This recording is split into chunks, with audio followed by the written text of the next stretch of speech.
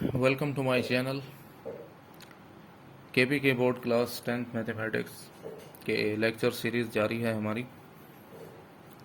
Exercise 2.1 का second question start करने से पहले थोड़ी सी एक दो बातें हैं, वो आप पहले सुन लें, उनको आप ज़हन नशीन कर लें, फिर उसके बाद हम क्वेश्चन नंबर 2 स्टार्ट करेंगे। क्वेश्चन नंबर 2 में जो सवाल बताया जा रहा है वो कहते हैं कि find the nature of roots of the following quadratic equation.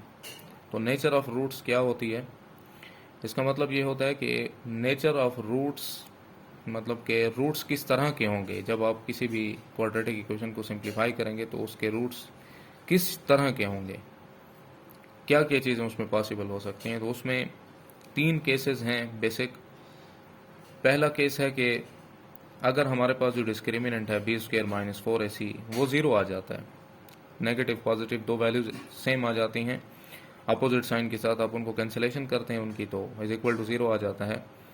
तो उस केस में हमारे पास जो क्वाड्रेटिक इक्वेशन के जो रूट्स होंगे गिवन के, उनकी नेचर वो होगी, ये होगी कि roots are real and equal. कोई रियल वैल्यूज हो सकती हैं और वो इक्वल भी होंगे आपस में। मैं यहाँ पर आपको सिर्फ इसके केसेस डिस्क्राइब करके बता रहा हूँ, बाकी इनकी वेरिफिकेशन भी मौजूद है नेक्स्ट क्वेश्चंस में, वो आपको उधर मैं करके बता दूंगा। हर सवाल की वेरिफिकेशन मौजूद है। यहाँ पर आप सिर्फ इन केसेस को याद रख लें कि ये किस तरह से होंगे।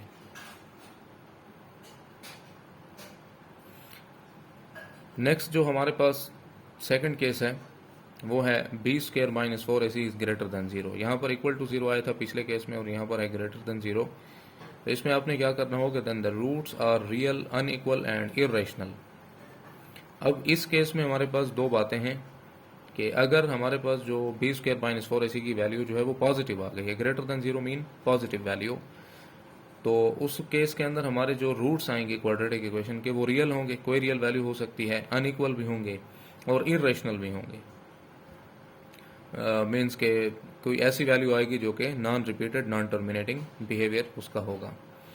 और इसमें एक और चीज़ भी है कि अगर b² - 4ac ग्रेटर देन 0 तो आई है वैल्यू, मतलब पॉजिटिव है, लेकिन वो एक परफेक्ट स्क्वायर भी है। मतलब आप कह सकते हैं कि वो 4 आया है, 81 आया है, 36 आया है, 25 आया है, 64 आया है, इनमें से कोई ऐसी वैल्यूज़ आ जाती हैं रिजल्ट में, तो फिर उस केस के अंदर हमारे जो रूट्स होंगे वो किस तरह से होंगे, then roots are real, unequal and rational. पहली जो दो प्रॉपर्टीज़ हैं वो सेम रहेंगी कि रूट्स रियल भी होंगे, अनइक्वल भी होंगे, लेकिन जो तीसरी प्रॉपर्टी है वो चेंज है। पहले केस के अंदर इरेशनल थे, अब इस केस में हमारे पास रेशनल हो जाएंगे। तो इस चीज़ को उम्मीद है आपको ये चीज़ आपको समझ आ गई होगी। थर्ड केस है लास्ट कि अगर b² - 4ac is less than 0 हो, then the roots are imaginary. मैंने पहले क्वेश्चन के अंदर डिस्क्राइब किया है, इस चीज़ को एक्सप्लेन किया है प्रॉपरली कि b² - 4ac चूँकि एक रेडिकेंड होता है, रेडिकल वैल्यू के अंदर पाया जाता है। तो अब आपको कम्प्लेक्स नंबर 9th क्लास में हमने पढ़ा था कि स्क्वायर रूट के अंदर जब नेगेटिव वैल्यूज़ आ जाती हैं तो आयोटा वहाँ पर आ जाता है।